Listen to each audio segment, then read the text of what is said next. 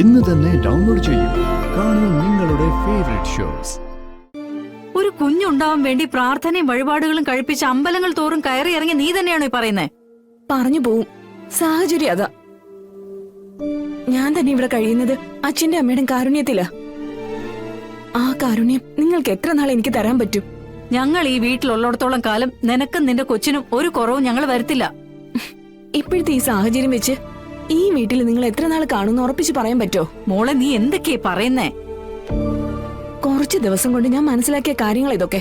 പ്രസവിച്ചാൽ മാത്രം പോരല്ലോ അമ്മേ, ഇതിനെ ഞാൻ വളർത്തണ്ടേ? പറയമ്മേ. ഒരു സഹായവും ഇല്ലാതെ എന്നെ കൊണ്ട് ഒറ്റയ്ക്കൊന്നും ആവില്ലല്ലോ.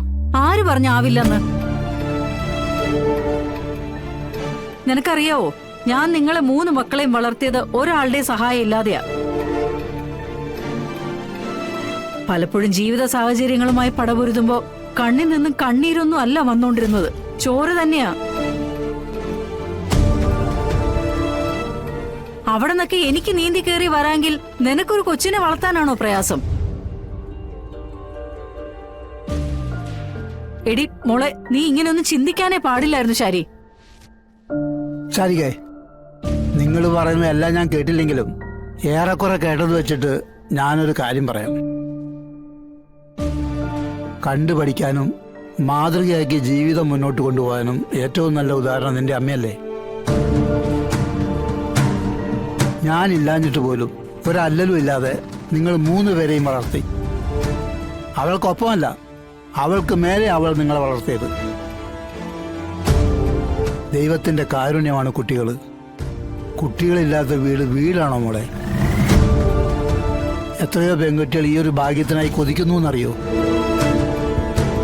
അതുകൊണ്ട് അങ്ങനെ കടുപ്പിച്ചുള്ള തീരുമാനമൊന്നും എടുക്കണ്ട. അച്ഛൻ എന്തൊക്കെ പറഞ്ഞാലും ശരി, എനിക്ക് എന്റേതായ നിലപാടുണ്ട്. ഞാൻ ഒരിക്കലും ശാരദയല്ല, ശാരദ ആകാനും പറ്റില്ല. എന്നെ സംബന്ധിച്ചിടത്തോളം എനിക്ക് ജീവിക്കണം. ഈ ഒരു അവസ്ഥയില് എനിക്ക് കുഞ്ഞിനെ കൂട്ടത്തിൽ കൂട്ടാൻ പറ്റില്ല. എനിക്കത് പിന്നീടൊരു ബാധ്യതയാവും. എടി നിക്ക്, ദൈവത്തെ മറന്ന് സംസാരിക്കല്ലേ. ഈ കുഞ്ഞിന്റെ കണ്ണും മൂക്കും പോലും കാണാതെയാണ് അതിനെ വലിയൊരു ബാധ്യതയാക്കി മാറ്റുന്നത്. ഭാവിയിൽ ഈ പറഞ്ഞതിനെല്ലാം ഈശ്വരന്റെ കോടതിയിൽ വിചാരണ ഉണ്ടാവുകയെ. അവിടെ നിന്ന് അങ്ങനെ ആർക്കും പെട്ടെന്നൊന്നും ഓടി ഒളിക്കാനൊന്നും പറ്റില്ല. ശാരദേ, നമുക്ക് നമ്മുടെ മക്കളെ സ്നേഹിക്കാനേ പറ്റൂ, അല്ലാതെ ചങ്ക് പറിച്ച് കാണിക്കാൻ പറ്റില്ല. കാണിച്ചാലും ഇവരത് കണ്ടില്ല എന്നടിക്കും. മോളെ, കുഞ്ഞ് ജനിക്കട്ടെ, ഞങ്ങൾ അതിനെ പൊന്നുപോലെ നോക്കും. ഞങ്ങളുടെ ശരീരത്തിൽ ജീവൻ ഉള്ളിടത്തോളം കാലം കുഞ്ഞിനെയും തള്ളയും പട്ടിണിക്കിടാതെ ഞങ്ങൾ നോക്കിക്കോളാം. ആ ഒരു ഉറപ്പ് എന്റെ മോക്ക് കിട്ടിയാൽ മതിയോ? ഞാൻ നേരത്തെ അമ്മയോട് ചോദിച്ച സംശയം അച്ഛനോട് ചോദിക്കട്ടെ.